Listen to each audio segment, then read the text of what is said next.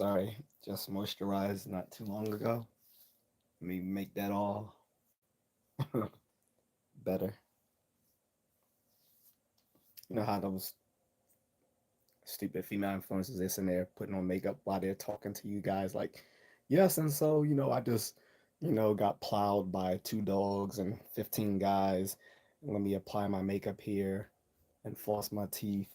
And yeah, I got railed the other day by 1,500 guys, and yeah, I just destroyed the Guinness World Record for sluttery, and they're just casually putting on makeup. But anyway, so oh, speaking of which, so the woman who supposedly broke the record for sleeping with 1,057 men in 12 hours. I call total BS on that just because the math doesn't math on that. But her her former friend, who's now her enemy or frenemy, whatever, says she wants to do it too. But apparently Trump's administration has threatened to deport her if she comes here to do that crap. Says, yeah, you will not be doing a 1,000 man gangbang on U.S. soil, or you will get deported. So maybe we should start doing that with all OnlyFans models. Anywho, so speaking of deporting people, that is the topic for today. I decided not to do uh, philosophy today just because I wanted to touch on this hot button topic before it's becomes oversaturated. Now I think I have my own. I want to say my own unique twist on it, but I'm pretty sure other other content creators have mentioned this already. So I won't claim. Excuse me. I won't claim to be breaking ground on anything I say today, but I do want to go over it. So, guys, if you haven't seen the topic is, what anti-deportation activists failed to grasp. Okay. And when I say what they failed to grasp, I should probably, I might have to change the title to be more precise and say what they failed to grasp when it comes to the black community. Because a lot of them are salty towards people in the black community for not coming out in droves to support uh, these deportation protesters. And we kind of predicted this would happen.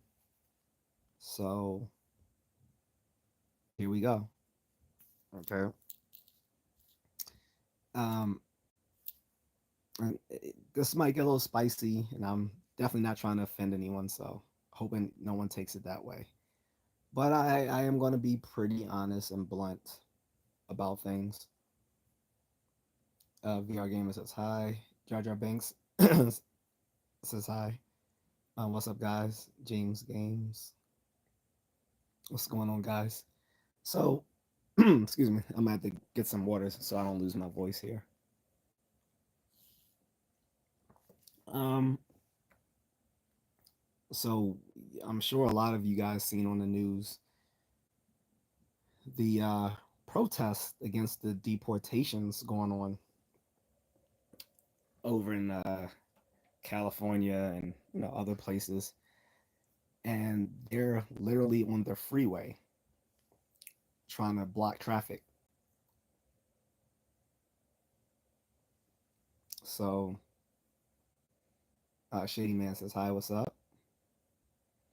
So anyone asking for shout outs, I mean, literally, I just said hi to you. So I think that is a shout out. But if you want a specific shout out, you want to have to drop some sort of super chat. Like, it's like coming to someone's store asking for free products. You know, James Game says, I like, thank you.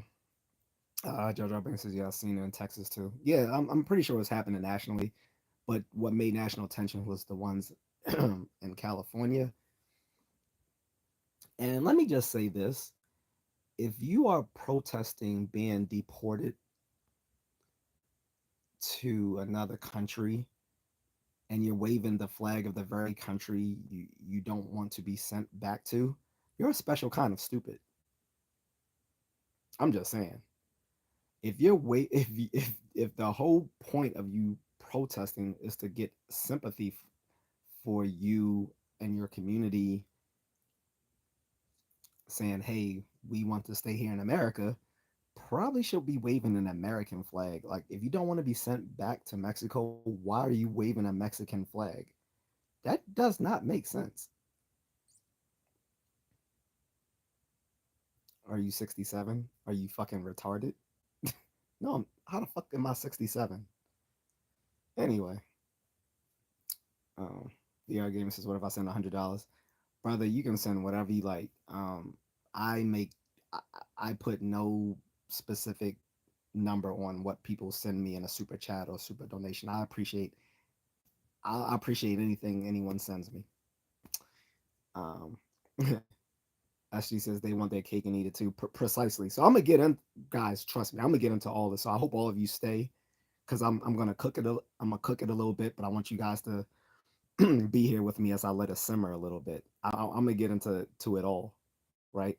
Because these protesters don't realize what they're doing is very incoherent for what they're trying to achieve. Okay.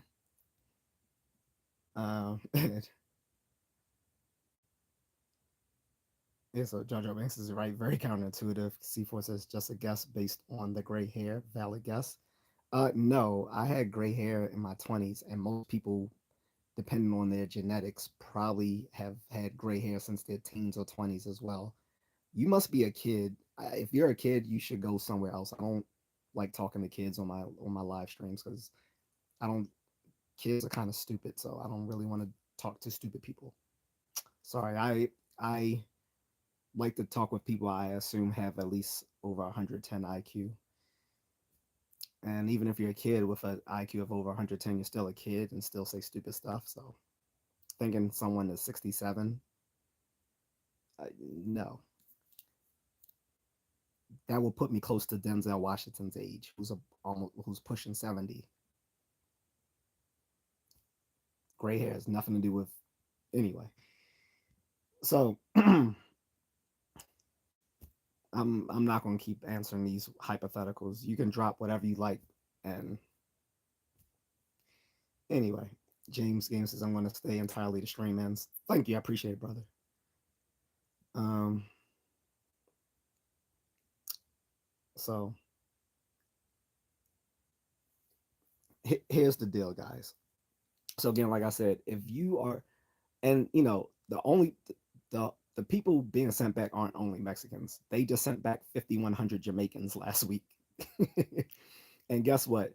The prime minister of Jamaica told these folks coming back that um, if you're 8, you need to get the fuck off my live stream. I don't want minors here.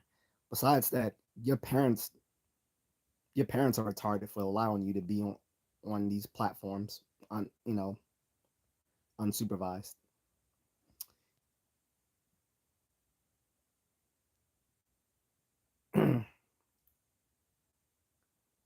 Bruh, Alexa says YouTube is a kid's place. Telling them to leave is criminal. Just set your live stream to setting a.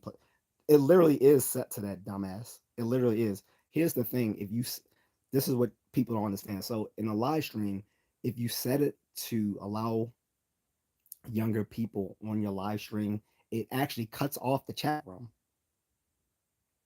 People don't know that there is no chat room in live streams where minors, where you take the preference on a feature and say that is set to allow younger folks in that live stream. It it it disables the chat room. The fact that there is a chat room is showing you that this is not set for anyone under 18.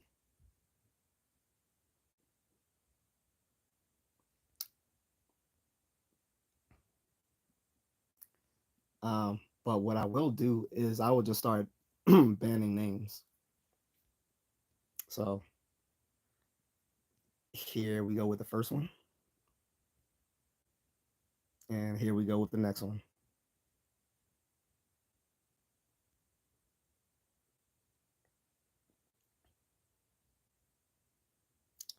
Uh, no reply says send them all back, no matter where they're from. It is what it is. So I'm gonna get into that. That's kind of a that's a hot take, reply. But look, I have nothing against legal immigrants here. We're talk. The thing is, and what these protesters are missing here is that everyone he's been sending back are wanted criminals. These are wanted criminals he's been sending back. This is why the prime minister, when the 5,100 Jamaicans were sent back to Jamaica last week, he told them, look, you guys are always allowed back here. Jamaica is your birthplace of origin, so you're always allowed to repatriate here. But he told them, if you come back here, don't come back here violating our laws, or you will meet the judge or your maker. This is what the prime minister of Jamaica himself said. El Salvador, the president of El Salvador, has been cleaning up El Salvador. Previously, before his administration, they were known as the murder capital of the world. He's actually telling Trump, hey, you can send those folks back. We're going to lock them up. But hey, for a small fee, we'll lock up your criminals too. Obviously, he can't do that. That would be unconstitutional to send American nationals to another country to be put in their institutions. But he can send back non-Americans to those to El Salvador. So Carlos says a hug from Brazil to your brother. Brazil and the United States of America, harmony and peace. Thank you, Carlos. Um,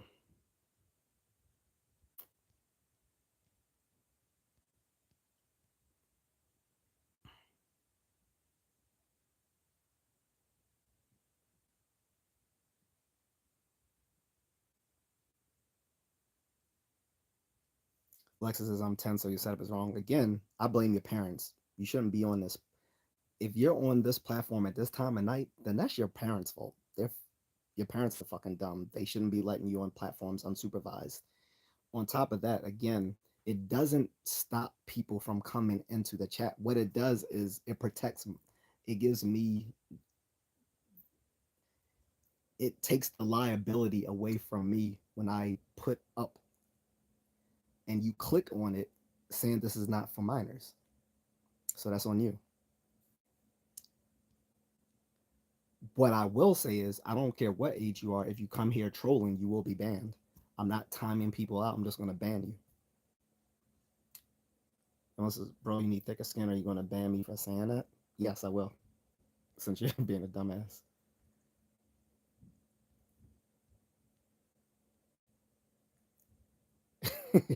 He said, are you going to ban me for saying it? Yeah. Yes, I will. Agatha, what's up?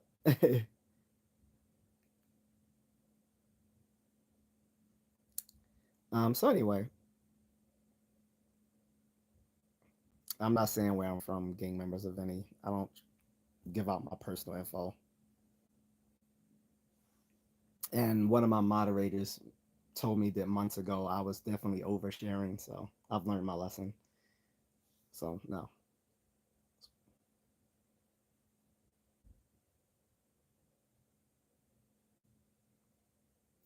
So guys, anyway, again, I have nothing against. I want to make it clear in this conversation, right, that I have nothing against immigrants. We're talking about illegal immigration, okay?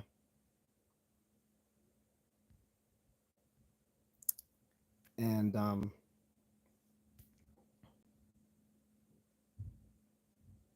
Texas Repo said, "Hey, what's the conversation? Conversation is what anti deportation activists don't understand."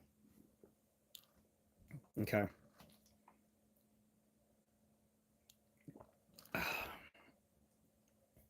And if I wanted to, I should put in parentheses, don't understand when it comes to the black community, because this is kind of the focus of what I want to get into.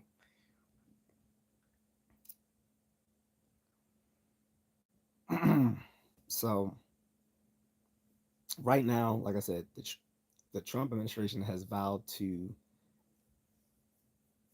remove illegal immigrants from the country, but right now the concentration has just been on criminals.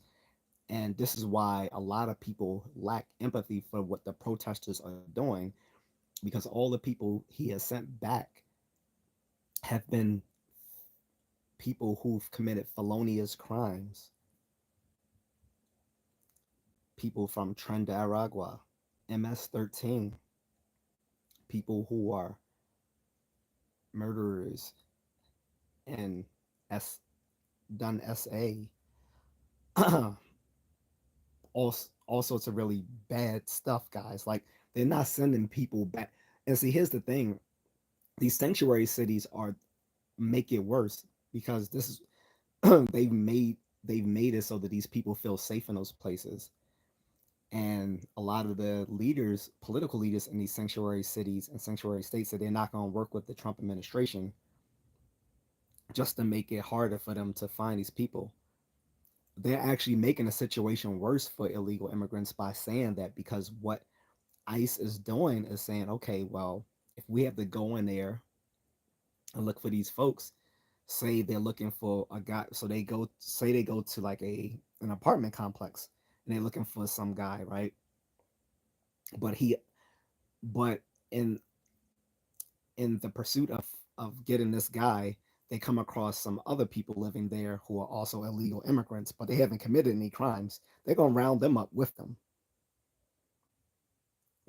So they're literally making it worse for those illegal immigrants by not cooperating with the ICE and border agents.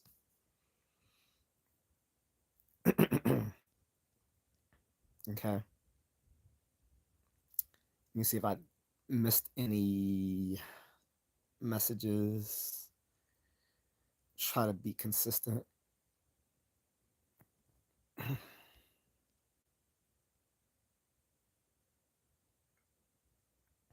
Sorry, guys. I'm just perusing through the chats, making sure I didn't miss anyone's. There wasn't a troll. No love. Jax YT says, "Man, you're super funny." I I don't try to be, but apparently some people find I'm funny. That's literally why I started doing this YouTube thing, because someone said when I'm talking, it just comes out funny, even though I'm being serious. um, no reply says, "Here's my point. Black Americans had to be slaves to get the rights they had. It's been a long fight. Those illegals get to come in and get all the rights that we had to earn for centuries of fights." Did, you're hitting the nail on the head. You're kind of jumping the gun, because that's actually where I was leading to. No reply. That's actually that's really the crux of what I wanted to talk about in the stream. I'm just trying to build to it and cook it up a little bit. But that's you get into what I'm about to make. I mean, the statement that I'm about to make here as part of this overall rant. I was just trying to get through some of the comments first, but you're literally hitting on what I'm about to say.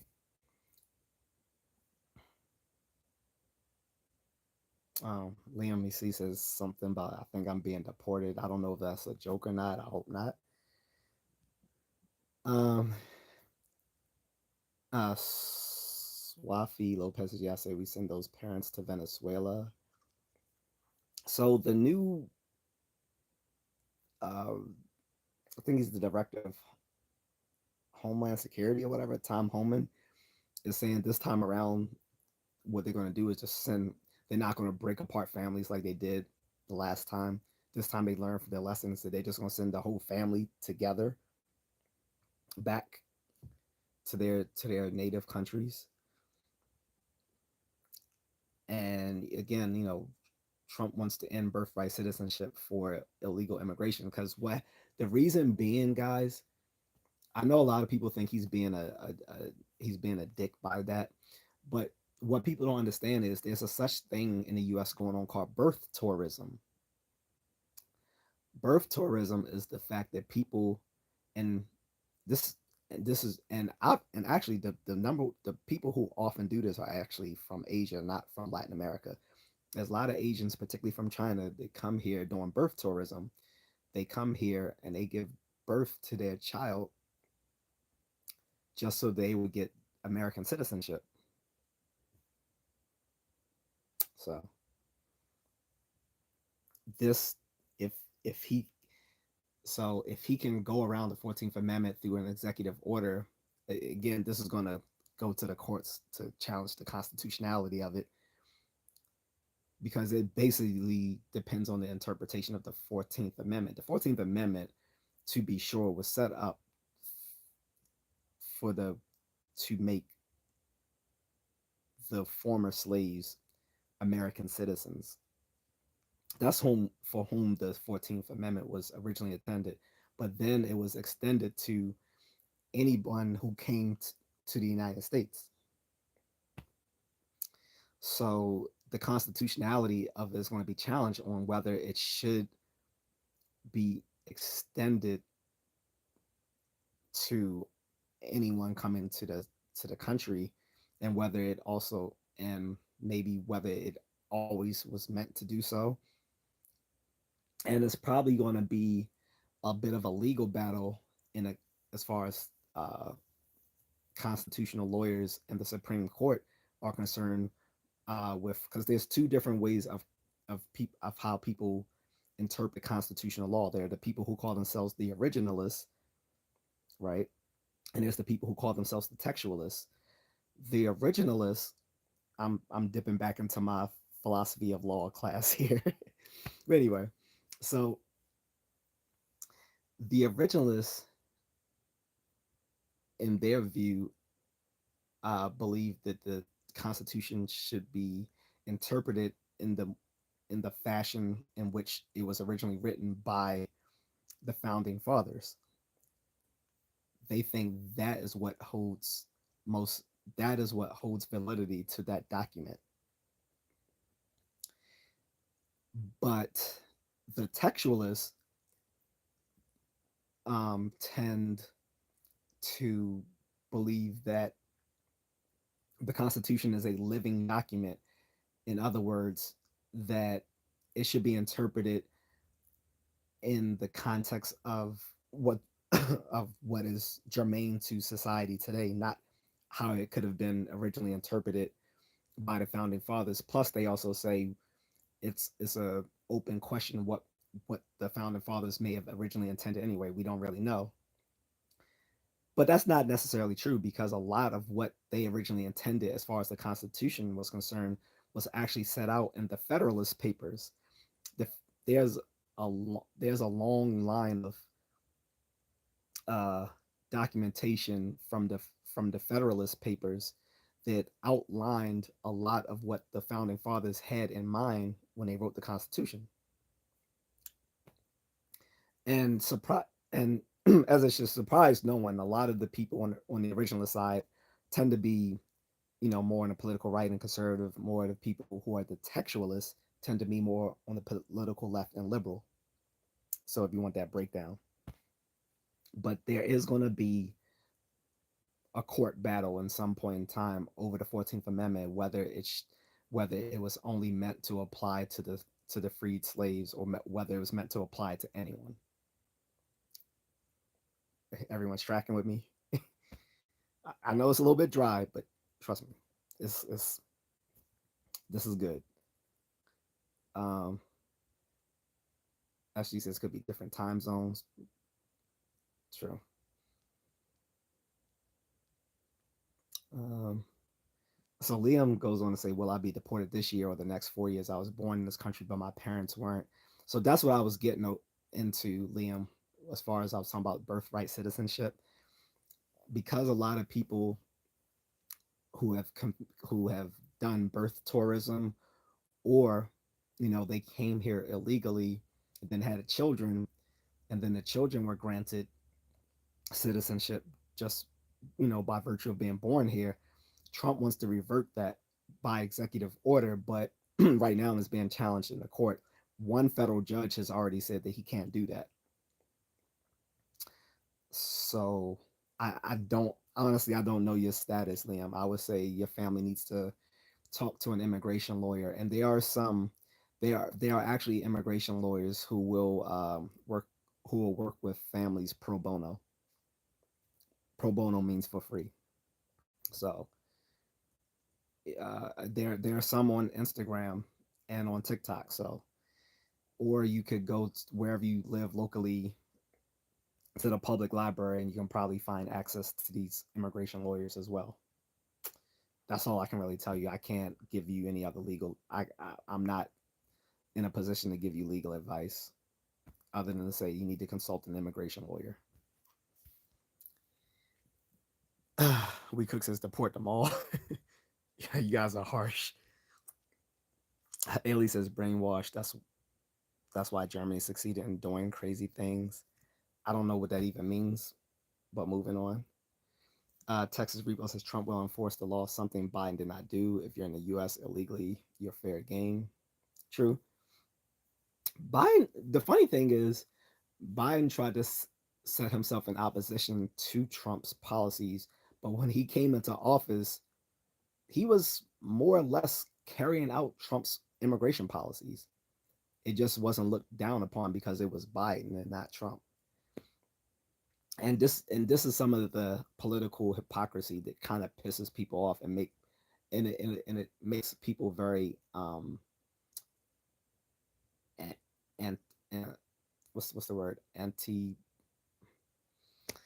um anti and antipathy. Sorry, couldn't get my words out here. Sorry. This is what creates political and political apathy. Um, when you see stuff like this, like if people want to look at my YouTube shorts, I have a thing about this. So this was like, so I was building up to this live stream. I was saying that if you go back to the 2008 presidential debates, and I know for some people that sounds like a long time ago, but for you younger folks, but anyone 35 and over, it wasn't that long ago. Go back to 2008 when Obama first got elected, when he was having debates with Hillary. If you listen to how both he and Hillary talked about migration, illegal immigration in particular, they sounded like MAGA. The fun people only hate these policies because they come out of Trump's administration. When the other side was doing it, people did not have a problem with it. Obama deported more people during his presidency than Trump had. He was even called the deporter in chief by a lot of people who were against his policies, but he did not get the flack that Trump did because he was on the home team for them, on the blue team. But again, if you go back to some of the stuff he was saying on the debate during the presidential debates on illegal immigration and what Hillary was saying, they sounded just like Trump does right now. It's just that there's such a knee jerk hatred of Trump that they can't see that he's pushing policies that Democrats themselves were for 17 years ago. So anyway, um, Ailey says, but ethically it's bad. I don't. Again, you gotta, Ailey, when you drop a comment, I don't know what you're referring to. Leon says, "Dear God, I pray you strengthen us mentally, physically, emotionally, financially, and spiritually. In Jesus' name, amen." Agnes says, I think all the criminals should be sent back. Yeah, right, Agnes. So that's literally what he's doing. Like, people are getting upset protesting when the only people he sent back right now have been criminals. The people who were being sent back though, who weren't criminals, were still illegal immigrants. The problem was when they went to round up the criminals, if these people were there when they went to round those criminals up, they took them along with them because they're here illegally. And people don't realize it is literally a crime to come into this country illegally, as it is in most other countries. There's very few countries that very few sovereign nations that you can come into those countries illegally and not be expected to be deported and blacklisted from that country if they catch you. We have been the we have probably been, and along with Canada as probably as well, but we have probably been the most forgiving of illegal immigration than most other countries in the world. I dare someone go to China illegally think you will get away with that. I dare you.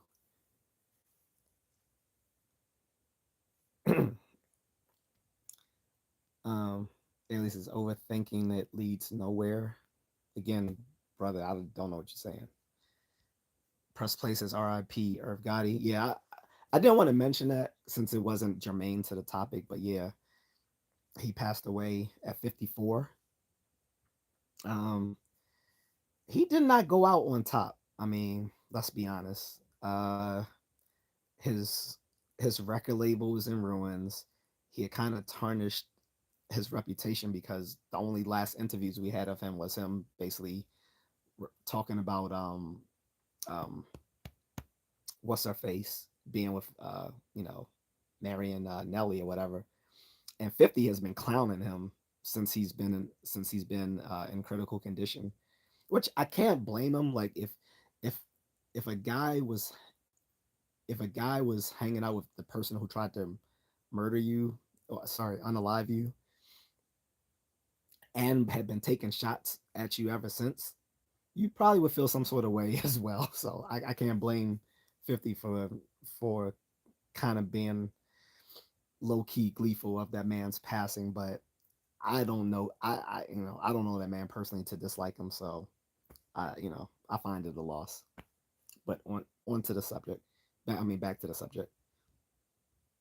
Oh, Tenth Trust is Helen watching you from Ghana. What's up, Tenth Trust? Texas Repo says illegals sponge money from every race. Yeah, look, it, it these things are bad, man.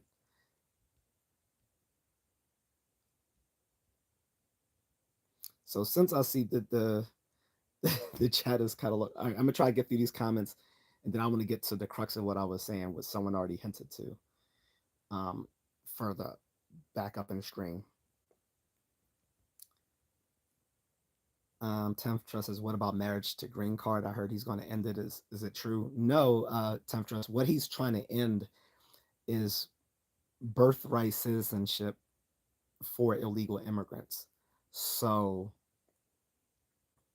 this had this has already been struck down by a federal judge, by the way. So this is I, he may keep trying, and if so, it's going to go to the higher courts. But the 14th Amendment 10th Trust was originally meant for the freed slaves to grant them American citizenship because before then they were not considered citizens of the nation, and it had after it had been codified into constitutional law, it had been extended to any people who came to this country as immigrants, whether illegally or legally, that their children would be granted citizenship. And many countries have some sort of birthright citizenship um, in their laws. How it applies differs by country. What Trump's administration is arguing is that that was only meant for slaves. It was not meant for people coming crossing into the country illegally. That's this is what is going on right now. The other thing, as far as green cards is concerned, is the next thing he wants to tackle is people who commit um, citizenship fraud. So what again, this does temptress, this has nothing to do with people who come here and marry an American legally, get their green card and become citizens. This doesn't apply to them. This applies to people who were found committing fraud um, in their documentation to become a citizen. So if you lied about, you know, not being a criminal in another country, if you lied about maybe having dual citizenship in a country that's one of our considered one of our foreign adversaries, such as Iran, North Korea, places like that. Um, if lied about not being previously married and you, you were actually married in your home country, like, so all these sort of things. So it only applies to people pursuing a green card if they committed fraud in the pursuit of receiving that green card. That's to what it applies. Okay. Agnes says like, share, and subscribe. Thanks. Thank you, Agatha. Uh, Richard C says Section 8 and food stamps and affordable housing is all getting a makeover. Yes, but let's stay on the topic. That's a topic for another day. By the way, speaking of that, that was another reason that was pissing people off, particularly people in the black community, was they were given not just immigrants, they were given specifically illegal immigrants from Latin America, like tons of benefits on EBT cards as far, and giving them either free or affordable housing, things that people in those communities have been asking for a long time. All such a it was crazy. Like, how do you have a $10,000 on your EBT card? 10,000. Like, meanwhile, you have some people whose grandmothers and aunties whose EBT cards have been reduced to like $35 a month or something crazy like that. You're expecting an elderly disabled person to live off like 35 to $100 a month on an EBT card. Not to mention, or the veterans benefits being cut, but you're going to give like $10,000 to an illegal alien, someone who's not even an American. They get better benefits than our veterans, than our senior citizens, and our disabled. That's out of pocket. We were seeing this in places like New York and in Chicago, and a lot of people this so a lot of people are have a lot of people are expressing Schadenfreude over what's going on right now. And when I say Schadenfreude, that's just like a fancy German way of saying that they are finding pleasure in seeing the the misery of others. So, Agnes says, who pays for the birth of those children? We do, taxpayers. We pay for it. Taxpayers pay for it. Richard says only seniors, disabled people are the only ones that will be approved for those services. They are about to be some very mad, non-working, able-bodied people pissed off. Right, right. But again, that's a topic for another day. We can get into that another day. I want to stay on the deportation stuff. Just a dude says, "Hey man, what's going on, brother? I guess just drink some water, please. All right, time to hydrate."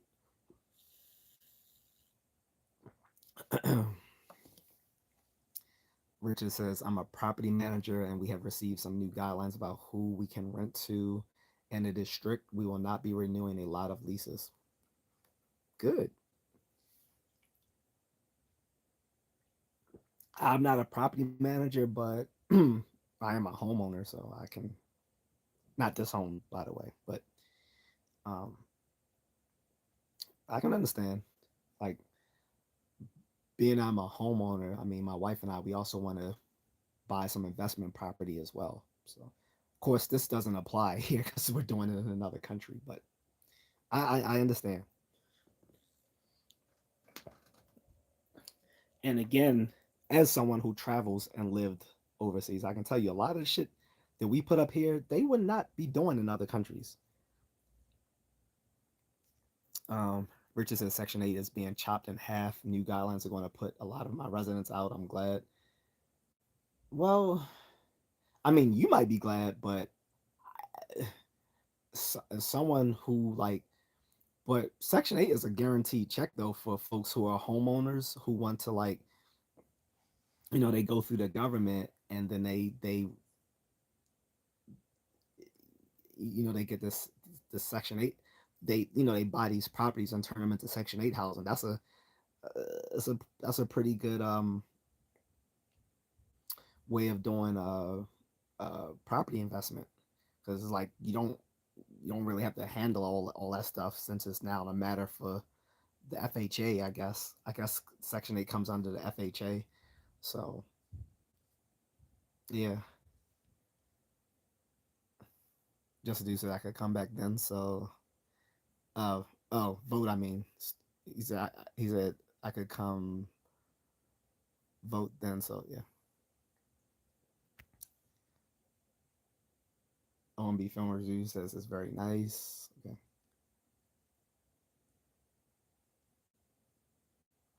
Gigi says, why you be talking, other people just be talking to each other among themselves. Well, I mean, that's the nature of a chat room. So just the dude says all illegal immigrants broke the law in the first place. Again, that's what I keep. This is what people misunderstand, including other politicians. Like Tom Homan had to school Alexandria Ocasio Cortez on this very issue, and she has that she she embodies everything that people hate about liberals and progressives. That political smugness. This is why they keep losing elections. When you set yourself up as being both the morally and intellectually superior folks, and look down upon everyone else who disagrees with you, that's not a winning strategy. For like, they care more about being right than winning. And this is why the Democratic strategist James Carville is pissed off with Biden and with the Democratic Party in general. Is that he was saying like you know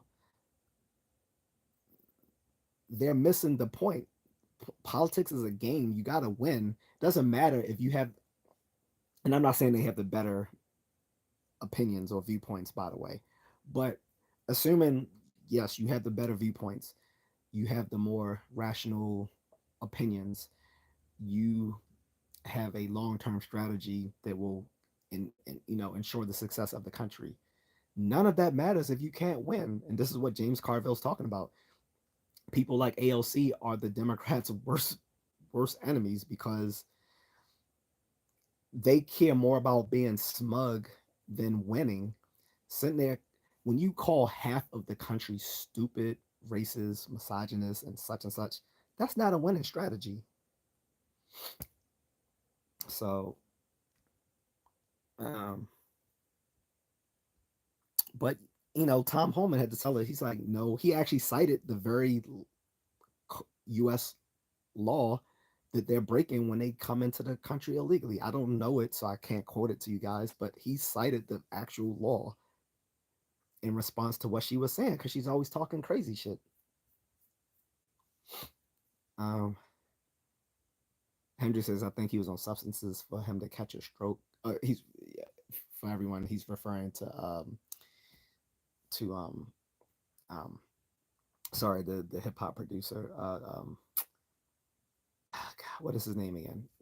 Well, the guy we were just on to. I'm talking about in like 10 minutes ago. He might have been. A lot of those people in the industry do drugs. I can't. I don't know Irv Gotti well enough. That's the name, guys. Irv Gotti. Not his real name, by the way. But anyway, I don't know anything about him personally to say he's been using substances or not. But a lot of those people in the industry do. So don't know. Don Trell says, "Yo, what's up, brother? What's going on, brother?"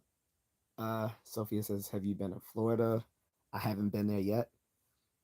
Um, didn't want to go when I was in my little pro- when I was like being a super progressive, many years ago. But I want to go now just because. Well, never mind. so Let me not get myself in trouble. Uh, Just Dude says we have a Somali senator who openly embraced groups like ISIS. How crazy is that? I know. So you're talking about what's her name? She wasn't even born here. So the fact that she talks so much trash, you know, this is why a lot of people don't like her. And yes, if you if you are not an American citizen, you should probably be rational and keep your mouth shut on certain things. So, for instance, last week, this female Chinese grad student was arrested and deported back to China because, on her campus, she was she was protesting in support of Hamas, a terrorist organization. And yes, people say, well, what about her First Amendment rights and yada yada yada? She wasn't American. She was here. They revoked her student visa. She was here on a student visa, and I'm pretty sure her parents would have been pissed because most Chinese parents teach their kids not to be political. There's like keep your head there. There's an old proverb, you know, in East Asia, probably from China. I don't know. That says um, the nail that sticks out is the one that gets hit with the hammer, right? So not, and I know I butchered that, but you guys get the gist, right? This is why a lot of Asians for a long time have been apolitical because when you make a lot of rah rah rah, it causes attention to yourself, which may and may not be good. I mean, they've become more political now, but this has been this is why for many generations we didn't see too much political activism within the Asian community, at least on American. They are politically active, but usually on topics germane to Asians themselves, and typically to Asians overseas. Like when I was like in the '90s, when there was a lot of Chinese activists talking about what happened in 1989. I can't say it anymore because I don't want my live stream demonetized. But for that, for instance, right? So if you are here on a student, if you are a foreign person here in America on a student visa, probably not a wise thing to be sitting there protesting for a in support of a terrorist organization or against America generally. When you're here, you're why you're because you're here as a privilege. If you're here on a visa, you're here, you're here, you're staying here as a privilege. That should just be like that's not a matter of right or wrong. It's just a matter of being pragmatic, right? So Sophia says, "Good night, everyone. I have to go to sleep. Good night. Good night, Sophia." Hendra says, "Business owners love immigrants." Well, the bad business owners do, not the ones who will hire illegal immigrants, particularly in these like meat fact, these like chicken and meat factories. So, hey, Big Dog says, "Yep, they do. Businesses are definitely with immigrants. Businesses will get the incentives to do whatever the government wants. Who cares? That was for Trump. Trump did it by that way, though. Yep. I don't know if I agree with all of that. Uh, Guys, again, anyone asking for a shout out, drop a super chat. I'm not doing shout outs. Like it's just it's especially for someone who says they want to do live streams themselves, you're gonna realize how annoying and rude that is it's a matter it's a matter it's just a matter of live it's a matter of streamer etiquette that people coming into someone else's live stream to get on to get you know to get attention to themselves should do so by saying, hey, I'm such and such, contributing to whatever the content of the live stream is about, and then, dropping some sort of donation to that live streamer. That is what you should do. Like if I go onto a bigger live streamers platform, so if I go onto Richie Mack from Zoom to Timeland, or Dennis Sperling podcast or whatever, and I want him to shout me out, I'm going to drop him a super chat. I'm not going to just say, "Hey, do me a shout out." Big Dog says Trump won though. Well, yes. uh,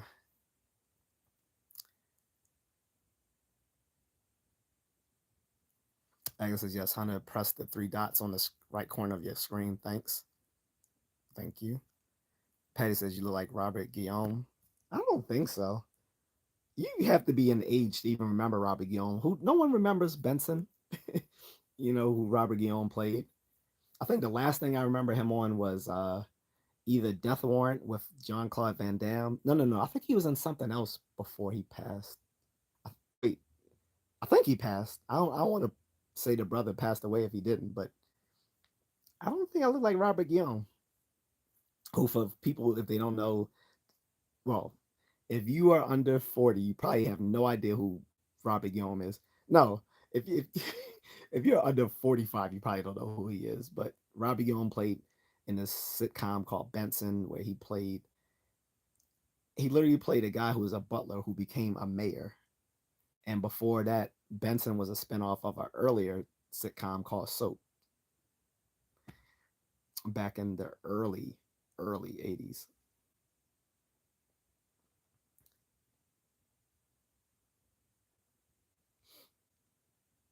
Uh,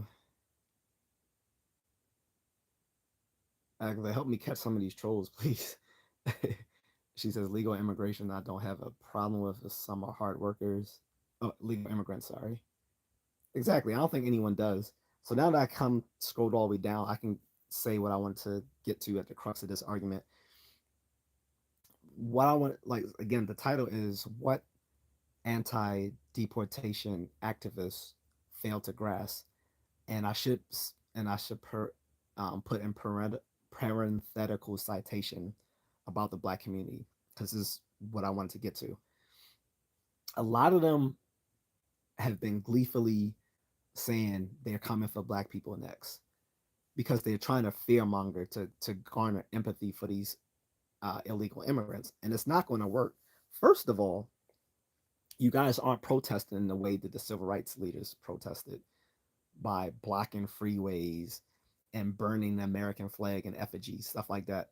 Look, as I said almost an hour ago, kind of it is like immensely stupid to sit there and protest against deportation while waving the flag of the country that you don't want to be sent back to and burning the American flag as you're doing it.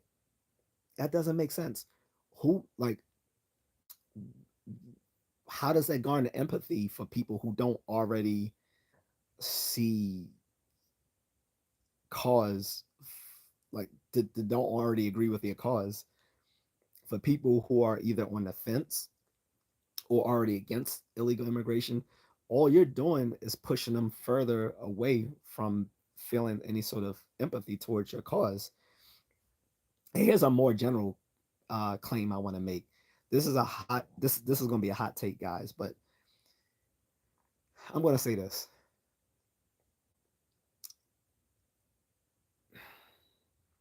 Political activists are the worst advocates for any social justice cause. I'll say that again. Political activists are the worst advocates for any social justice cause because their job is literally to just uh, sow dissension between that group and mainstream culture. That doesn't work. That's not a good game winning strategy.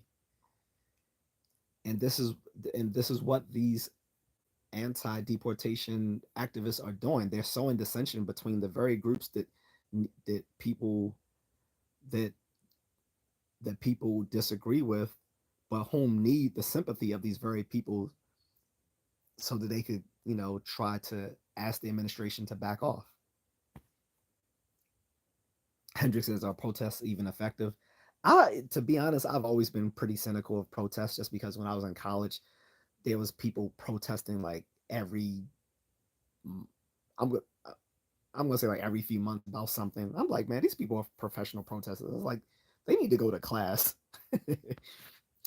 um, pro Protests insofar as they're people who are powerless, no, they're not effective. But when done in a way where the people who are the faces of the protests, people can see themselves in, that can cause like sort of a social, sort of a, you know like dropping a pebble into a pond. It can cause a ripple effect. This is why during the civil rights protests, it was so important to put particular faces in front of the movement. This is why Rosa Parks became the face of the civil rights movement when when she didn't even need to ride the bus. Her husband had a car. On top of that, it she purposely, got onto the bus just to be arrested, just so she could be the face of that protest. Now, someone might look at that and say, "Oh, that's totally staged." It's not staged so much as it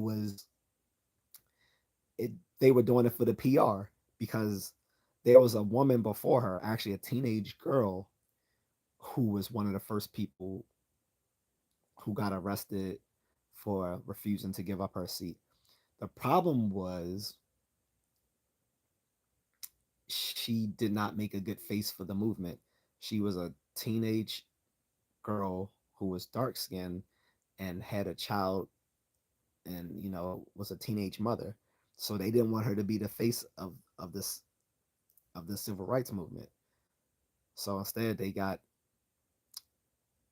Rosa Parks, who was at the time a secretary working for the NAACP, to go as and participate in in the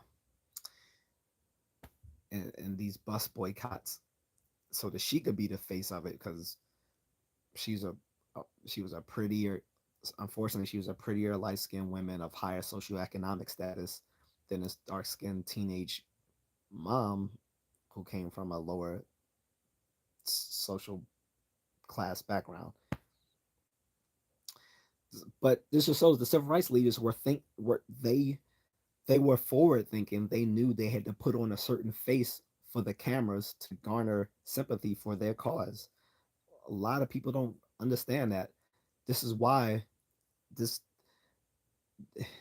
these people doing these protests, this is why they need PR training. Again, sitting there blocking the freeway while burning an American flag and waving a Mexican flag saying we won't go back home is kind of fucking dumb.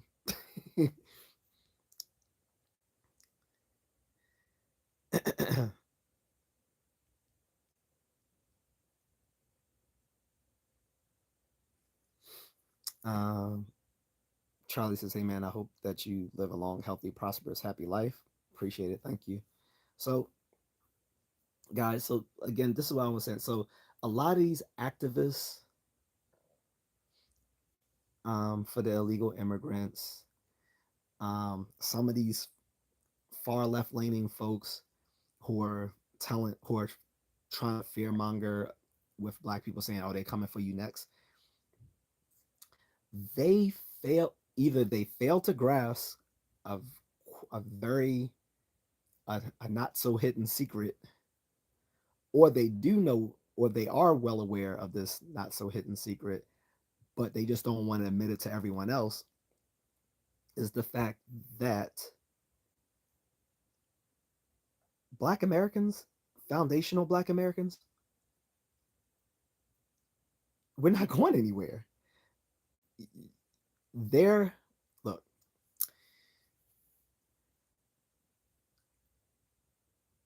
black people and white people have fought in this country for decades, even centuries, over a lot of things pertaining to civil rights, even human rights.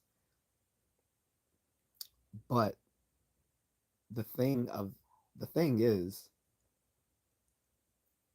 there is there is a social contract, and a lot of people who come to this country don't get that.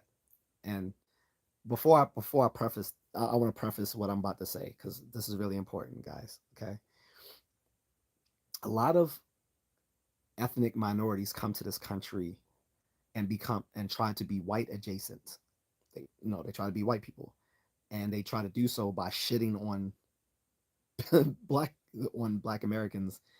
They'll even tell their kids, "Hey, don't hang out with them. They're trouble." They set themselves apart from us. Even black immigrants set themselves apart from black Americans. They'll say, we're not them. We're Kenyan. We're Nigerian. We're Dominican. Uh, you know, we're Guyanese. we're um, you know, Grenadian. All this sort of stuff. They like to delineate themselves. So it's very ironic that they don't like foundational Black Americans now delineating themselves. But for generations, Black immigrants have delineated themselves from Black Americans, claiming that they were more educated, that they were more ambitious than Black Americans, and such and so forth. Some of that's true, some of it's not. But what a lot of these ethnic minorities don't get when they come to America, no matter how white adjacent they act, is that there is a social contract between Black Americans and white Americans that we're the only two who are the real Americans. Like, and next to us, it would be the Native Indigenous Americans. But for the foundation of this country, there again, I want to state this clearly so people understand. There is a social contract that is there is an unwritten agreement between both the black community and the white community that we are the true Americans. That both of us, black people and the white people, we are the true Americans. So no matter how white adjacent some of these other groups are, no matter how successful they are, because the most successful ethnic group in this country are actually Indian Americans, and right under them are East Asians, particularly Chinese Americans. Those are the most successful groups in this country, and a lot of them uh, have made themselves very white adjacent, which is cool. Good. Do what you should acculturate and do what you need to do to fit in. Do what when you're in Rome, do as the Romans do. Right. I get it. However, as successful as they are in this country, they lack the soft power that, that both black and white Americans have in this country. Trump has made it crystal clear he is not coming for black people. He even recently celebrated Black History Month in the White House. He even he even stated when he was coming for birthright citizenship that birthright citizenship, as granted in the 14th Amendment, was only meant to apply to the freed slaves. So again, what I want to make clear is to all these activists who are anti-deportation, sitting there rubbing their hands, trying to tell black people they're gonna come for you next after they round up these people. It's not true. For all these ethnic immigrants who for years snubbed their noses at black Americans thinking they're better than them, that they're smarter, they're more ambitious, and yada yada yada. At the end of the day, we're not going anywhere, but you will, because, and I'm talking about the illegal immigrants, not all immigrants, of course, illegal. At the end of the day, there is a social contract between black Americans and white Americans that our two groups collectively are the true Americans because we were here at its foundation. This is why Black Americans, many of them have started calling themselves foundational Black Americans because we've literally been here since the foundation of this country in 1619. We arrived here a year before the Pilgrims did from the May colony. I mean, from the Mayflower colony. They arrived here, um, in 1620. We arrived a year early in Jamestown, Virginia, in 1619. And not everyone who arrived were slaves. Some of them were indentured servants who then became free. In any case, we fought in every American war, literally every American war, from the French and Indian wars till currently today. So we are part of the bedrock of this country.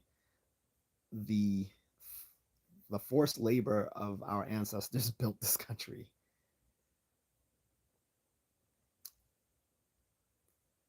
And this is what these a lot of these immigrant communities don't get when they say, well, you're going to get kicked out too. No, we're not. um, the the very first American, well, the very first person to die in the Revolutionary War was a black man, Crispus Attucks. Since it's Black History Month, you just got your Black History Month fact for for the day. Crispus Attucks was the very first I'm going to say American, the very first American to die in the Revolutionary War against the Brits. Crispus Attucks. And guess who ran? And guess who ran to fight when he fell down? All the colonial Americans. So that's what I want. You know, this is something that these immigration activists, these illegal immigration activists, that some of these immigrant communities who for decades have thumbed their nose at the black community don't understand is that at the end of the day, as much problems as black people have in this country, it is our country. Like, we're literally going nowhere. Um, and the continent of Africa has not even made efforts to repatriate Black Americans, except for like maybe Ghana. But you know, they're not taking Black Americans back, and we're not asking to go back because, frankly, even if they did want us to come back, we would be better off here.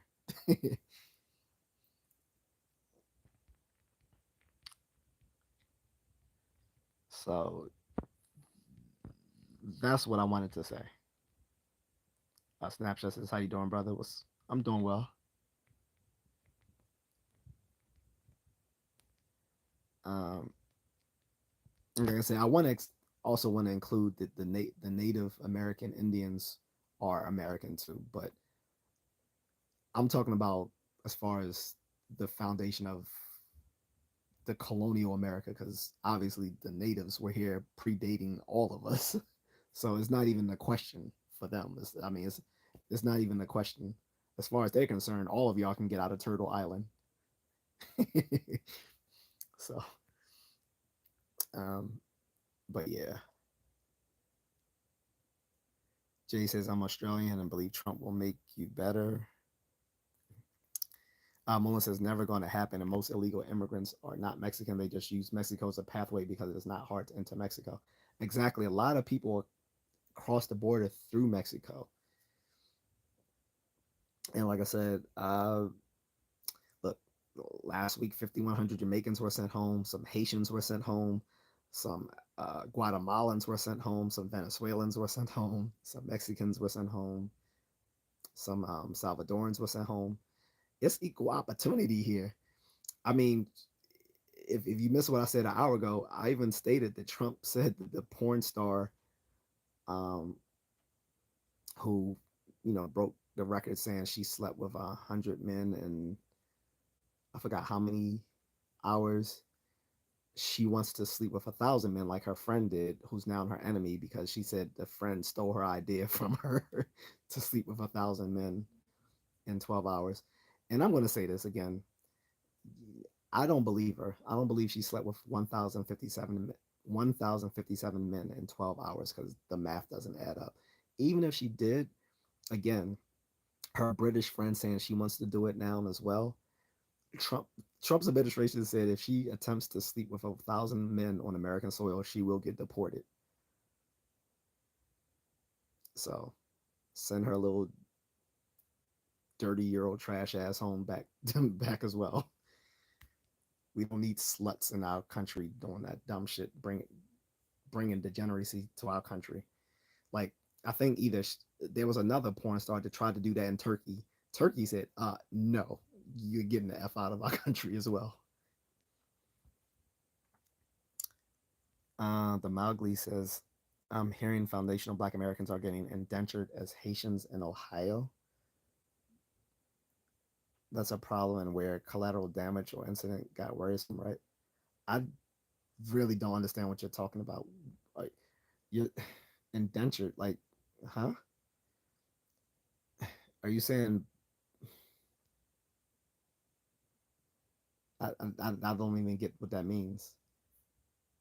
I don't know if he's saying Black Americans are being treated as Haitians and taken as indentured servants in Ohio, or if he's saying that Black Americans are taking Haitians as indentured servants in Ohio.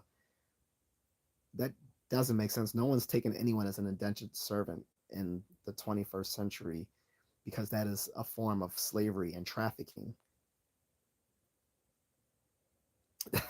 No, I don't know. I'm guessing you're not from America. Snapshot says, "How you doing?" Oh yeah, I'm sorry, I already answered that. But yeah, I am doing well, thank you.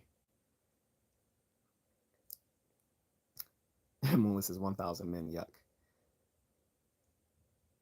He said, "Get mistaken or identified as Haitians." I don't know how. Like they, you'll know they're Haitian because one, they're not gonna have any identification. They're probably gonna speak some Creole, not to mention their last names. Trust me, when it, I'm sure there can be some mistaken identity because that happened in the Southwest. Like some people had mistaken some Native Americans for Latinos who were like from the Navajo Nation, but they're gonna straighten that out.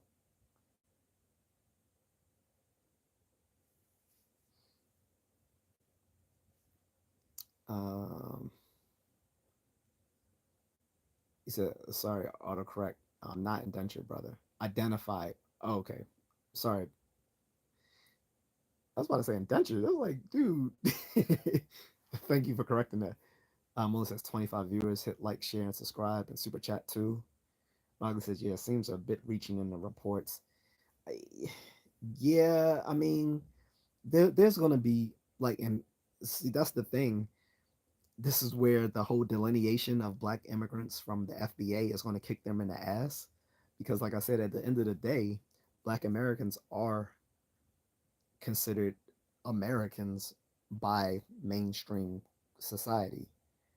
Now we have our grievances. Don't get me wrong; we have many grievances, and people in the in the fringe far right, the supremacists and all that sort of stuff, they don't consider us American, but again, they're on the fringes of society. We're talking about mainstream society. Mainstream society, by and large, considers Black Americans Americans. Um, and you know, this is why the FBA have limed out their their group. When I say limed out, I mean like they started delineating themselves because for years within the Black community, like I said, people from who have immigrated from Africa, from the Caribbean, and Latin America have always delineated themselves apart from Black Americans, even telling themselves, you know, don't intermingle with with those folks because they're trouble. They're not like us. They lack a culture, stuff like that. Even though Black American culture is the most appropriated culture across the globe, but we don't have a culture. Okay, sure. Um,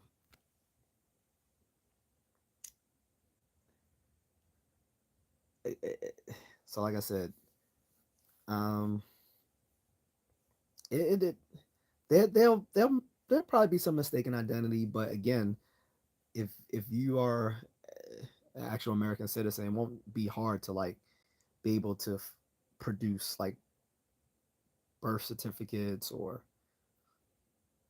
driver's licenses, social security cards to prove your American citizenship. Whereas they won't have those things. But again, they're not the only people they're taking back right now are the wanted criminals. So if those Haitians are being rounded up, they are illegal citizens. I mean, they are illegal immigrants. They aren't actual citizens. If a Haitian is here who's a legal citizen, they have nothing to worry about. Or if someone came here and committed citizenship fraud, they're going to go after them as well. Um, Mowgli says your perspective is interesting. Appreciate it. Last thing I want to see is any documented American caught up in the collateral damage. Like, I mean, let's let's be honest. When it comes to government, there's always going to be mistakes. But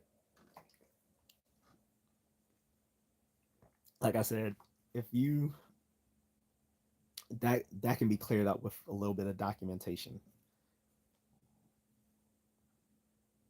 This is another reason why you should always have a photo ID on you when you leave out the house. I mean, because there's a lot of places where if you walk, you know, if if you're question like just on a local level, if you say if a police in the process of an investigation have to question you and you don't have ID to present to them, uh, then they have to take you in for arrest just because they have no way to identify you. So people should always have photo ID on them. And with ICE sweeping through all these communities right now, it definitely makes sense to have ID on you. Shit, I might start walking around with my passport if I have to. But no, in all seriousness, um, yeah, people should have keep your photo ID on you, like driver's license, state ID, learner's permit, whatever student ID, whatever you have, so you can be identified, so people know that you are a legal citizen, or you have permanent resident status. So if you're here the right way, you don't have anything to worry about. Because even if you get rounded up mistakenly, it'll be easily cleared up once you can produce that documentation, right? And it's even funny. Like I've seen people like Dennis Sperling, the lawyer, on Dennis Sperling podcast, and other people even joke. There's like, man, they're not like taking black people anywhere. There's like, he said, I wish they would round me up. He said, oh, send me on a free vacation. He said, all right, where you sending me? So yeah, but um, no, but like I said, I wanted to let me go over what I said like 20 minutes ago for people who missed it. Again, um, what I was saying and what the title of this live was, what anti-deportation activists fail to grasp, as it pertains to the black community, is that black black people aren't being deported anywhere. First of all, there's nowhere to deport us. We are here. We're home. This like like we're not being deported to Africa. That's not our country. Like we have no citizenship there. And that's the African Union's fault. If they really wanted black Americans to come there to help build the economy in these African countries, the African Union, similar to the the European Union, the EU, except with much less money and organization, but whatever. The African Union should have established some sort of process for repatriation and birthright citizenship for everyone in the African diaspora across the globe, the same way Israel has their return to homeland uh, thing for anyone of Jewish ancestry. The fact that the AU, the African Union, hasn't done that uh, looks poorly upon them. Um, but yeah, Black Americans aren't being deported anywhere because there's nowhere to deport us. And again, even even if someone thought of a clever way to do so, it's not going to happen for pragmatic reasons. Which again, like I said, for people, for people who are watching this who aren't from the United States, or for people who are in the United States and uh, come from an immigrant community, whether it be Latino or Asian or Indian, Pacific Islander or whatever, you guys need to grasp this. There is a social contract in America, a social contract, an unwritten agreement between black and white people that we collectively, our two groups are the are the true Americans because we've both been here since the foundation.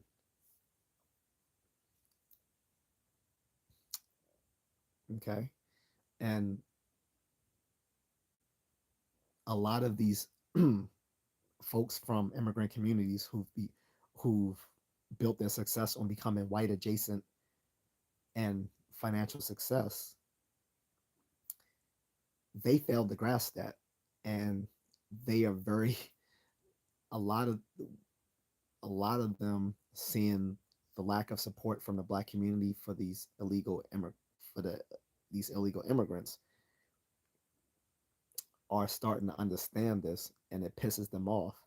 So a lot of them either are lying to the black communities, trying to monger fear amongst them, saying that they are going to come after you next, which is a lie, or they still don't grasp that fundamental fact about American society.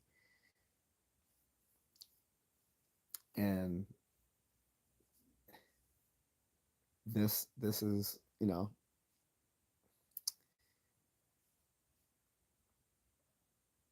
this is what they don't grasp. Like the black and white communities are the true Americans. This has been a social contract going towards the start of the start of the United States. Like I said, the very first man to die fighting for America to become a sovereign nation was a black man named Crispus Attucks. So he's not just celebrated as a hero in in the black community, he's an American hero because he was the first man to die in the Revolutionary War against the British. Okay. Um, and as far as these anti-deportation protesters saying that we should be for them because what they're doing is like the civil rights, no, you're not. You're you're currently fighting to to prevent deportation of felons. It doesn't make sense. Also, for them saying the black Americans aren't helping them, again, they didn't help us with any of our causes. They didn't. And the fact that all these immigrants are here in the first place is because of black Americans.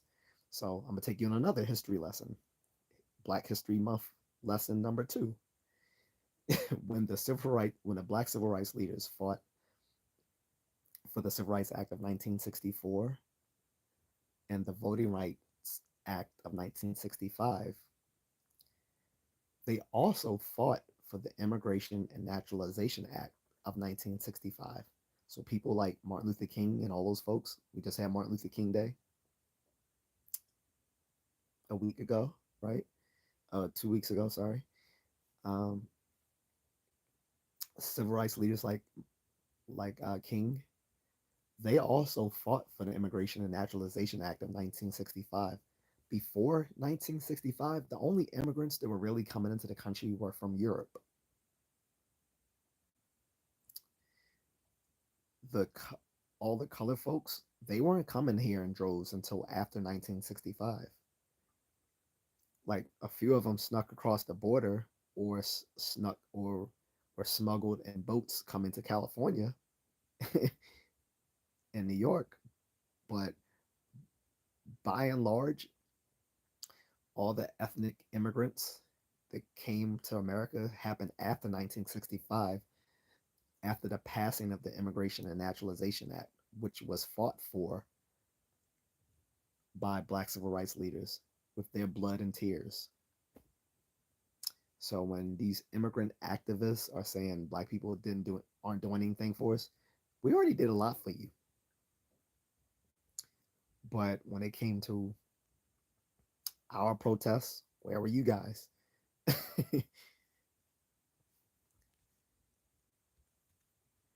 Let me get back to the comment section, guys.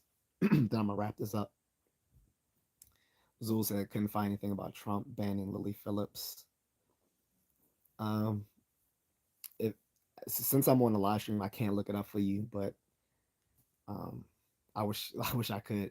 He hasn't deported her. That he's threatening to do so if she goes forward with it because it's degeneracy. Like nobody wants to see that, and it spreads STIs. So he hasn't banned her, but he has allegedly he has threatened to deport her if she goes through with the 1,000 man gangbang. Bang bang. Margaret says, "How do you feel about illegal immigrants who are going through due process and get deported? Tricky area or topic." I I don't know. As far as I know, again, as far as I know, people who came through the proper channels, seeking asylum, uh, going through the going through the proper channels, they aren't getting arrested. We're talking about people who who either over the illegal immigrants are ones who either were here and didn't go through processing, didn't attempt to go through processing, like because there were so many people that they just let during the Biden administration, they just let them in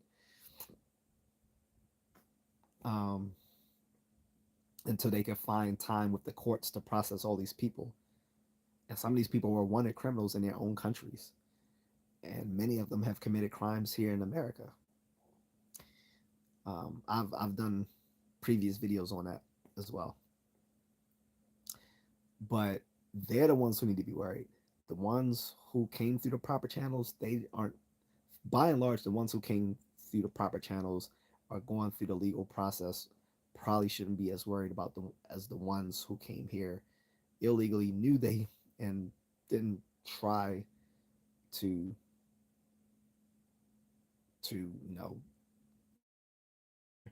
and then the other ones are the ones who came here and just overstayed their visas. Those are by and large legal immigrants are the ones who overstay their visas.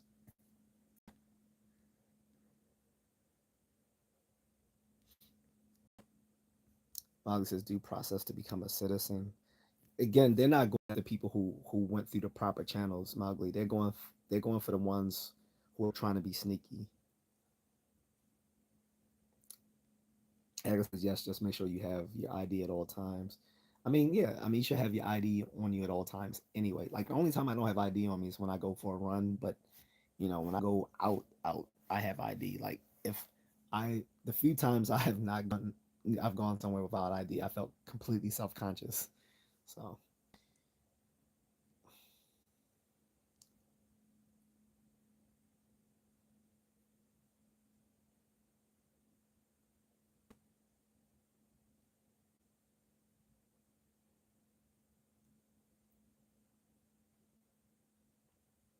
Agnes says like, share, and subscribe. Drop a super chat. Thanks.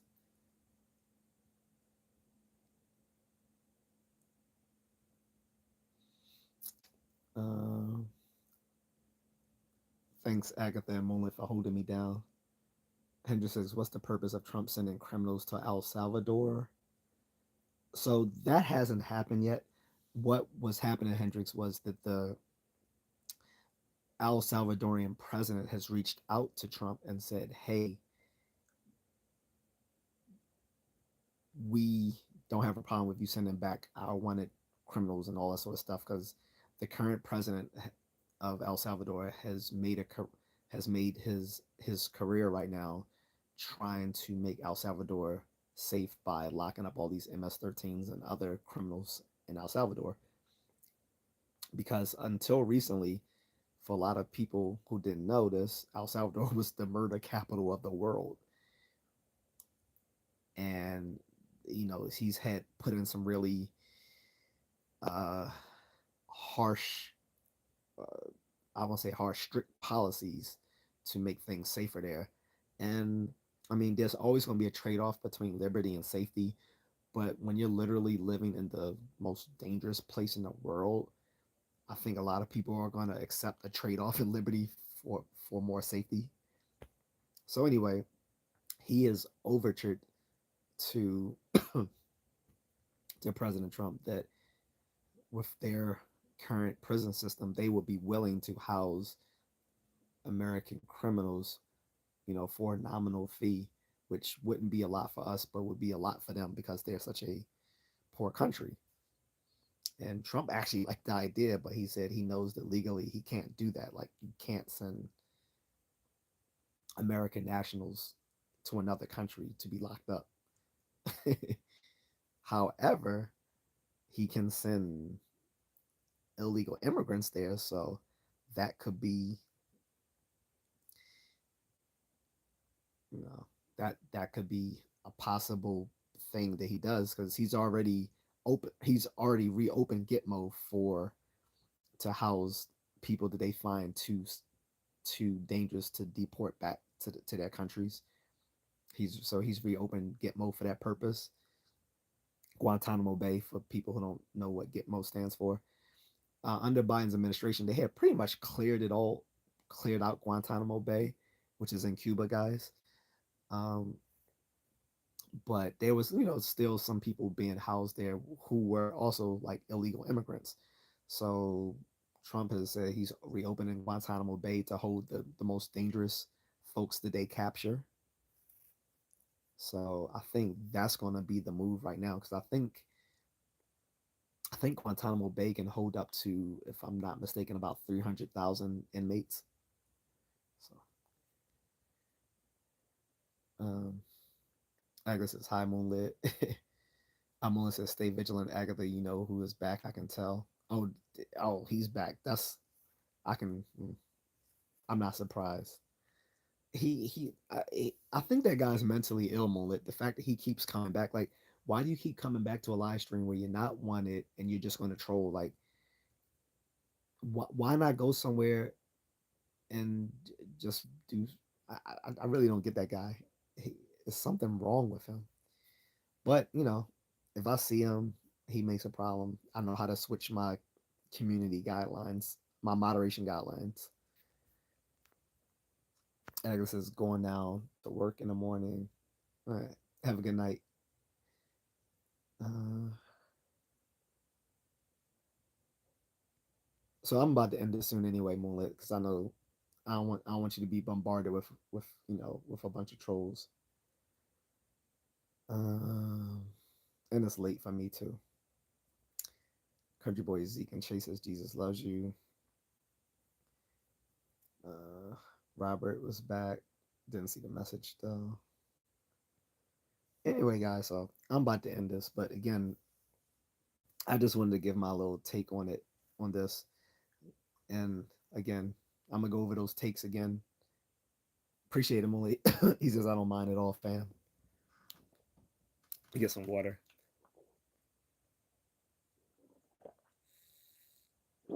So the first thing I wanted to say is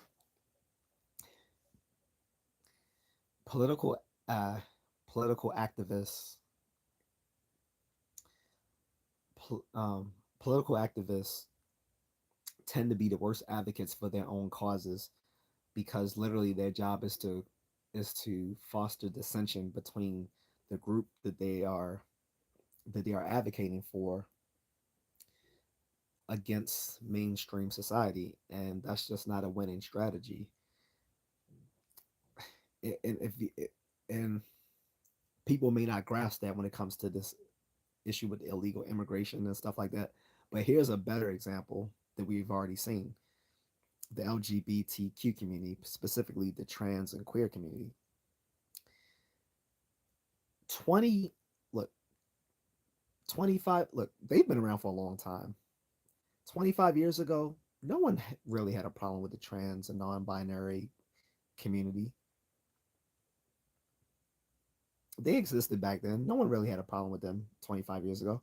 You know what caused them a problem was like about 12 years ago when the activists in their community started trying to push their ideology onto mainstream culture, either through social or legal means. That's that's what made a lot of people um, either indifferent or dislike them,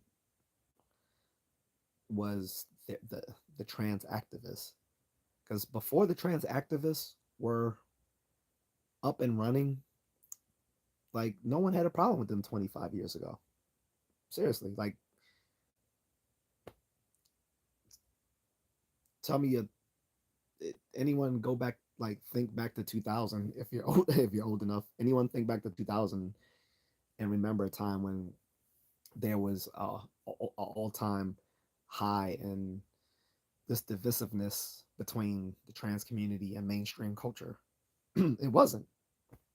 It was the it was the trans activists themselves that fostered that that enmity with that group. They tried to push transgender ideology onto mainstream culture through social and legal means. They pushed it through. Uh, they tried to hammer it through academia and Hollywood. They tried to shame men who wouldn't date trans women by calling them transphobic or saying they're bigoted because they didn't want to date men cosplaying as women. Like at, trying to tell straight men that uh, they are still straight if they date a trans woman didn't make sense because it just it is it is just incoherent to say my girlfriend has a dick. Then I think the final nail in the coffin for the trans activists hurting their own cause was when they tried to get people to agree that biological men can beat up women in sports, in particular combat sports. I think that was the final nail in it. And so what I'm saying is, so what I'm saying is, political activists are the worst advocates for their own social justice causes because literally their job is just to grow dissension between that group and mainstream society. That is not a winning strategy, and this is what these immigration, these illegal immigration activists are currently doing right now with illegal immigrants and mainstream society. If you want if you want people to have greater empathy for them, the best it's not a great idea to have them throwing protests on the freeway when people are just trying to get to work or get home, and having them on the street burning the American flag while they wave the flag of their birth country that they don't want to be sent home to. That makes zero sense. And I mentioned earlier that the civil rights movement of the 50s and 60s, they they understood these things. They used good PR to grow so that people has felt sympathy for their cause.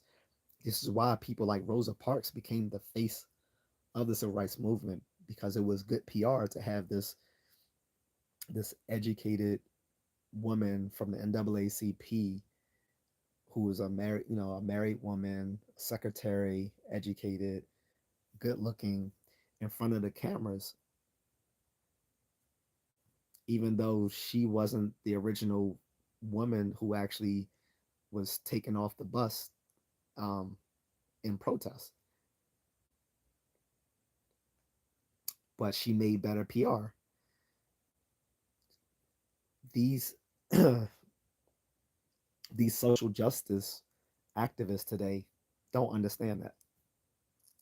They think in place of using good PR, in place of using emotional appeals that are positive, they can use negative emotional appeals such as shaming tactics. Not a winning strategy. And then again, my second point of the day was that a lot of these immigrant communities don't understand that in their efforts to try to scare black people into coming to their cause, they don't realize that trying to scare black Americans into coming to their cause by saying if you don't help us, they're gonna come after you next. It's just a patent. That's that's just a patent falsehood, because there has always been a social contract since the beginning of America between black Americans and white Americans that both of our groups are the true Americans. And they don't grasp that. So that's where I am, guys. And I'm about to end this. I'm just gonna read the comments.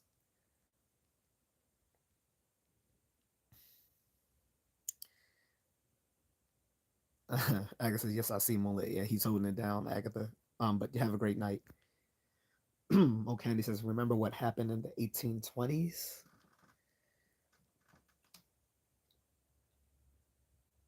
You're gonna have to be a lot more specific.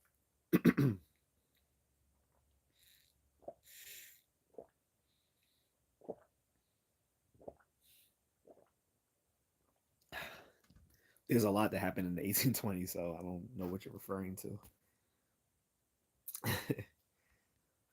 um, oh, Shane says, what is your thoughts on the tariffs? So that's kind of an aside from this.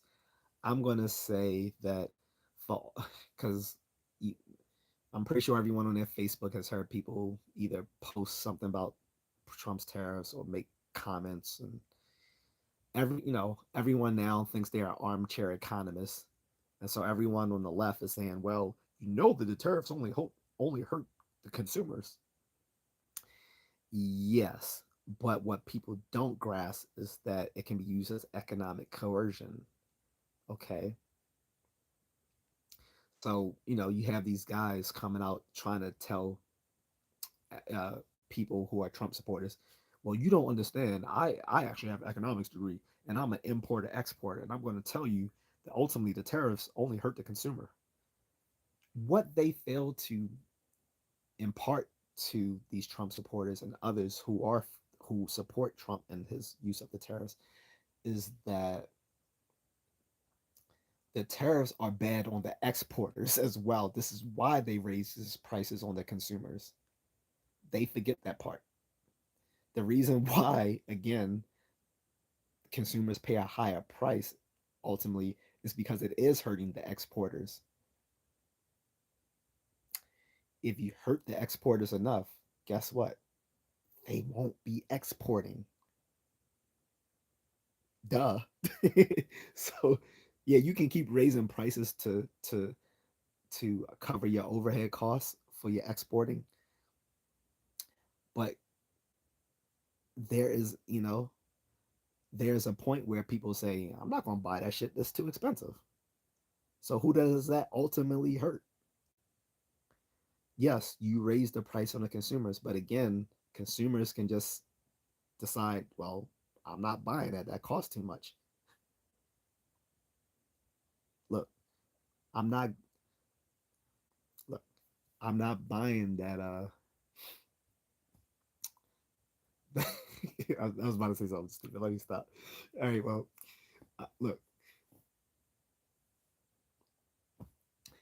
I'm not buying that overseas car. It costs too much. I'm gonna get something made locally, or I'm just not gonna drive at all. I'll just use Uber and Lyft. Like, again, the people, uh, the people who keep harping on their little armchair economics, saying, "Well, the tariffs only hurt the consumers," forget to realize that yes, while ultimately tariffs will hurt consumers because it raises the prices for them, it hurts the exporters as well because they're the ones who bear the cost of it in the first place, which is why they raise the prices on the consumers. Duh. So that's all I have to say about that. Um, Andre says hi from Brazil.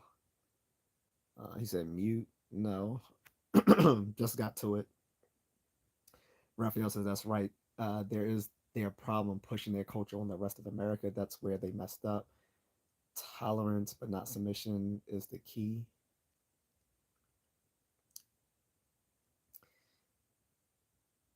Brandon says you date a tranny, you're gay. I don't know if you're saying me. I don't date a tranny. I'm married to a biological woman. Whom, by the way, can't wait to show you guys her trip. But anyway, uh, yeah, you're right. So my point about the whole trans community thing was just to show was that was just an example of me saying how political activists tend to um, hurt the very causes that they're advocating for. I think political activists are the worst way to garner um, garner support for any sort of social justice cause. At least today, because the activists today are just stupid.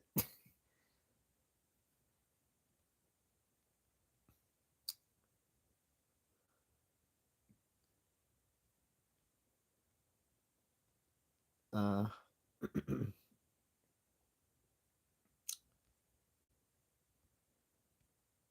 Brendan says, "Well, you're definitely speaking truth about the protesting and their stupidity, but the left is stupid." So here's my thing about the left versus the right. Like, being that I've been on the left for most of my political life,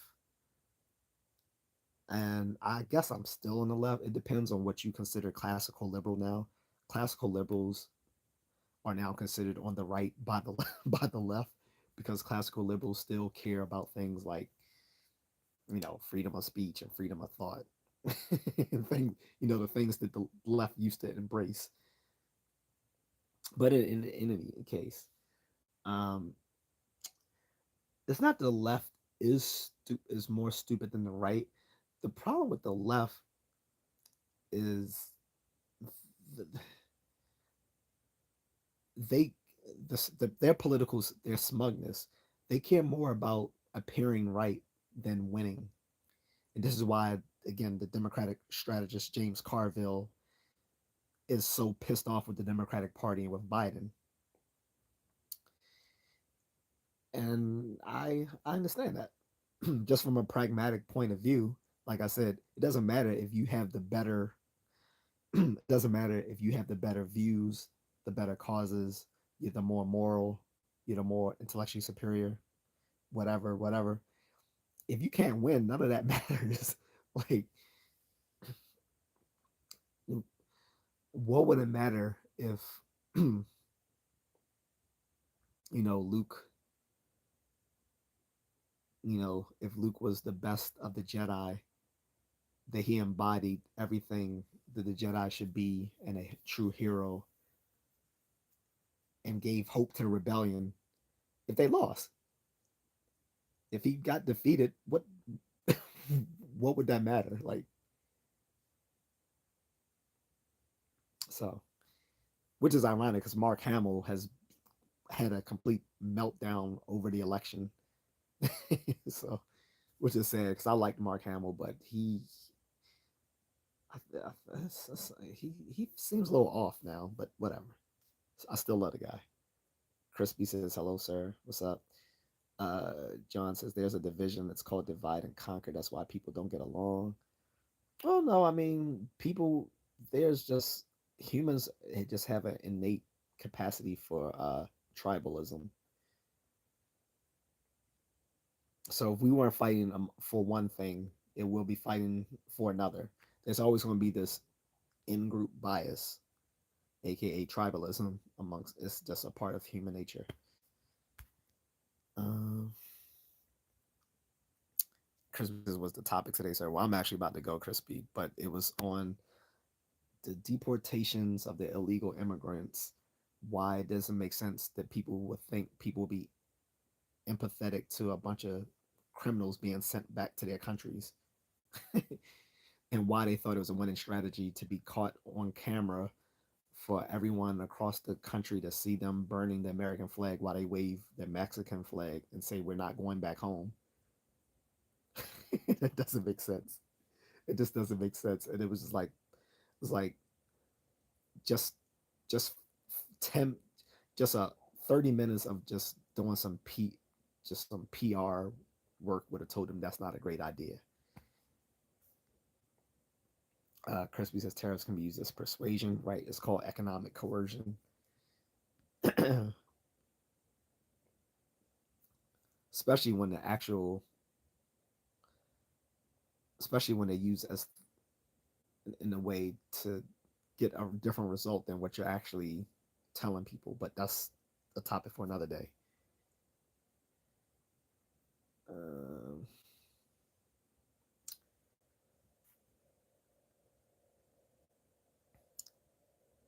but I'm doing all right. He said, "How are you tonight? I'm about to go to bed."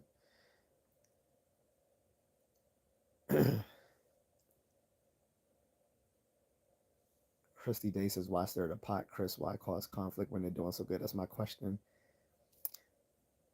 Moonlit, if you still here, did we scare the what's her name away? God, what's her name? The woman from here from Maryland that you you caught saying the little sword joke, but whatever. She hasn't been back since. I think you scared her away. Anyway, I'm gonna go, guys. Um, Crispy says, "What conflict am I causing with Christy Day?" He said, "Not you, LOL." Personally, he said, "The tariffs." Chris says, "I feel you have to have some cost for people to come to your side." He said that people need a reason. Rooster says they're protesting SA and PDFs being sent back to. I know, Rooster, it doesn't make any sense. Like, they're literally protesting felonious criminals going being sent back home. Like, that doesn't make sense to me. Like, the only, like, he, like, right now, because there are so many illegal immigrants with criminal status here, those are the people he's currently targeting. He hasn't even gone after the other folks here who are just happen to be here illegally, either through citizenship fraud and or overstaying their visas, stuff like that. He hasn't gone after them yet. The only time they have been rounded up is again in those sanctuary cities where the the local law enforcement refuses to help because of the mandates by that state or city. So they go looking for the criminals, and these people happen to be living in the same place, and they get rounded up too.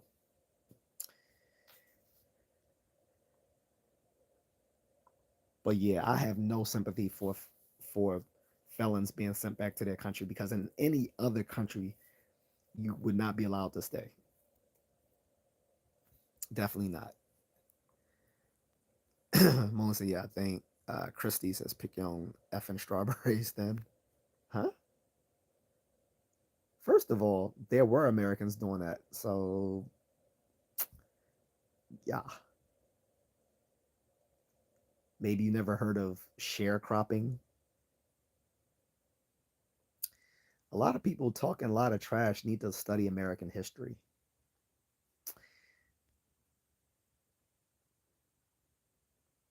Pick your effing strawberries. Why don't you pick them? I don't even eat strawberries. And trust me, I can live off the I can live off the wilderness because I have bushcraft skills. The average person like you wouldn't be able to live off of the wilderness. But people like myself who are part of the prepping community, we can live off of nature. I can go using the tools in my bug out bag to live off nature if I have to. Or because I'm not a dumbass, I can use my money to buy my stuff imported from another country. Pick your and this is again a part of the political smugness of liberals. You don't realize by saying something like that, you're insulting the very people you pretend to be supporting. So you think all so one by saying go pick your own effing strawberries. One, you're saying that all those people are illegal immigrants. Two, you're saying that's all the immigrants do is the unwanted labor of Americans. Like you're insulting them. You're the one insulting them. And this is this is the liberal racism that they liberals never realize their own racism. This is why again Malcolm X said 60 years ago he preferred the southern he preferred the southern redneck over the white uh northern white liberal races. Because at least with the southern redneck, they let you know they let you know what time it is. They let you know overtly that they don't like you and you can deal with that. But it's the liberal white racist who pretends that they are for you and will catch you unaware. On top of that, again, like I said, there is a social contract in America that black Americans and white Americans are the true Americans. And again, as I stated before, it was the black civil rights leaders who fought for ethnic immigrants to be in this country in the first place because before the Immigration and Naturalization Act of 1965, the majority of immigrants coming to this country were from Europe. It was the black civil rights leaders who fought for the Immigration and Naturalization Act to be put into law. A lot of you don't know your American history, so you should probably fall back on that. Stop getting all your information from TikTok. Go to school, or you can take one of these, or you can get one of these free MOOCs online. MOOC stands for Massive Open Online Courses. Princeton has them, MIT has them, Stanford has them. You can get one of these little MOOCs, Massive Open Online Courses, study American history and stuff like that instead of being ignorant and getting all your information from TikTok or YouTube. Crispy says it's hilarious when you wave the flag of the country you don't want to go to and you burn the flag of a country you don't want to be in. Right. It's just it's insanely stupid. Rooster says that Christy, you sound low IQ. Migrant workers come work in America every year. They don't want to stay here. Right. It's like Rooster is like she's insulting the very people she's supposed to be defending, and it doesn't make sense.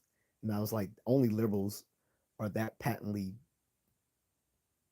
stupid and hypocritical that they don't realize they're insulting the very people they pretend to be protecting.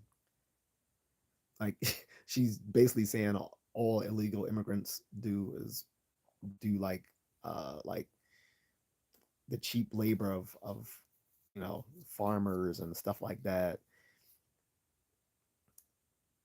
And again, we're talking about with and again we're talk the people being sent home are felons. These are felonious criminals. You're how people are mad that criminals are being sent home doesn't make sense to me. It literally does not make sense. Like, the worst of the worst are being sent back to their own countries, and people are upset about that. That doesn't make sense. It it doesn't. The sympathy for the victims of these people. What was her name? Laken Riley, the woman here in Maryland that lost her life to one of these Trinidad folks, or whatever he was. We've had a promise. I mean, excuse me. We've had a problem with MS-13 in the DC area for like since the 90s. Like, come on.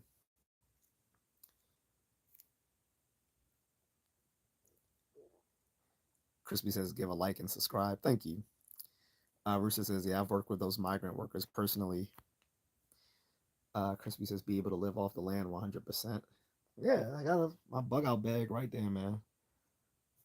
Like, I can live off the land. I know how to pick wild strawberries. So, I mean, I have some, I mean, I'm not that good, but I have some basic bushcraft skills. So, Rooster says, I'll sub and like, this dude is down to earth. Thank you, Rooster. I appreciate it, brother. Uh, Crispy says, Moon Fern, please. I'm sorry, this is funny. Someone said, show us them titties, bitch. Wait, what? I know he's trolling, but it's just so dumb. It's funny.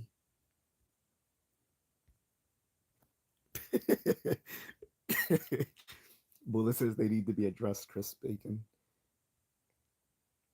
Chris says, yeah, what is the address? Who are you talking about? He said, don't worry. Yeah, so anyway, guys, I'm gonna end this. It's 2 hours in and I'm tired.